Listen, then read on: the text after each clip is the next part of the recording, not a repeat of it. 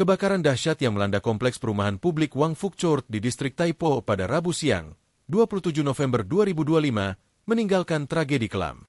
Setidaknya 55 orang dinyatakan tewas, sementara lebih dari 270 orang masih hilang dan belum ditemukan.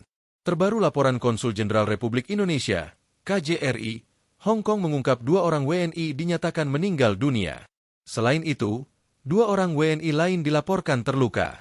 Ribuan warga terpaksa mengungsi dari unit hunian mereka setelah api menjalar cepat dan membakar sebagian besar blok bangunan bertingkat tinggi tersebut. Peristiwa ini disebut sebagai kebakaran paling mematikan yang terjadi di Hong Kong dalam lebih dari 6 dekade terakhir. Kronologi kebakaran. Kebakaran dilaporkan pertama kali muncul pada pukul 14.51 saat gedung tengah berada dalam tahap renovasi. Wang Fuk Court berisi 8 blok tower dengan ketinggian 31 lantai, dihuni lebih dari 4.600 penduduk berdasarkan data sensus 2021. Hampir 40% penghuni merupakan lansia berusia 65 tahun ke atas, faktor yang membuat proses evakuasi berlangsung sulit dan lambat. Api terus membesar dalam hitungan menit, memaksa ratusan keluarga keluar tanpa sempat menyelamatkan barang berharga. Foto dan rekaman dari lokasi memperlihatkan asap hitam pekat mengepul dan lidah api menjilat fasad bangunan hingga membakar hampir seluruh dinding luar. Dalam waktu 40 menit setelah api pertama kali muncul, kebakaran langsung dinyatakan sebagai level 4. Namun sekitar 3,5 jam kemudian, status kebakaran mencapai level tertinggi, level 5. Media lokal melaporkan bahwa ledakan terdengar di dalam gedung. Selang pemadam kebakaran tidak dapat dengan mudah mencapai tingkat yang lebih tinggi. Pihak kepolisian menangkap 3 pria yang terkait dengan proses renovasi gedung, masing-masing berusia 52 hingga 68 tahun. 2 diantaranya diketahui merupakan direktur perusahaan konstruksi, sementara 1 lainnya berperan sebagai konsultan teknik.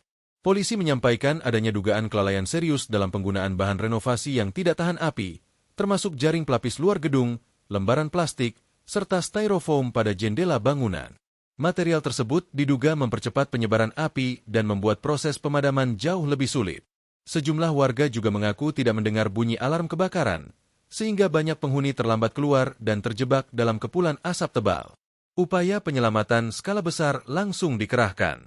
Pemerintah Hong Kong menaikkan status penanganan menjadi alarm level 5, tingkat tertinggi dalam sistem penilaian bahaya kebakaran.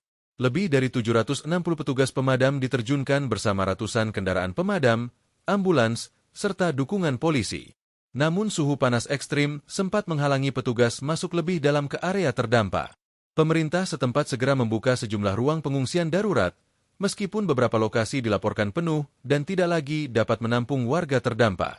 Sedikitnya 900 korban kini berada dalam penampungan sementara, sebagian besar terdiri dari warga lanjut usia yang membutuhkan pendampingan dan akses kesehatan.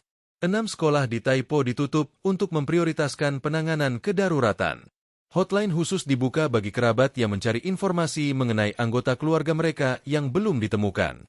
Presiden Tiongkok 11 Jinping menyampaikan belasungkawa atas tragedi tersebut dan menyoroti gugurnya petugas pemadam yang tewas saat bertugas. Pemerintah pusat menyatakan dukungan untuk penyelidikan menyeluruh terhadap penyebab kebakaran, termasuk potensi pelanggaran prosedur keselamatan konstruksi yang kini menjadi fokus utama aparat. Pemerintah berjanji mengambil langkah hukum jika terbukti terjadi pelanggaran fatal, sementara keluarga korban berharap jawaban keadilan datang segera di tengah kesedihan mendalam yang menyelimuti kota. Tragedi Wang Fuk Court kini tercatat sebagai salah satu kebakaran paling mematikan dalam sejarah Hong Kong, meninggalkan luka kolektif bagi ribuan warga dan menjadi peringatan keras terhadap pentingnya standar keselamatan bangunan bertingkat. Download Tribun X sekarang, menghadirkan lokal menjadi Indonesia.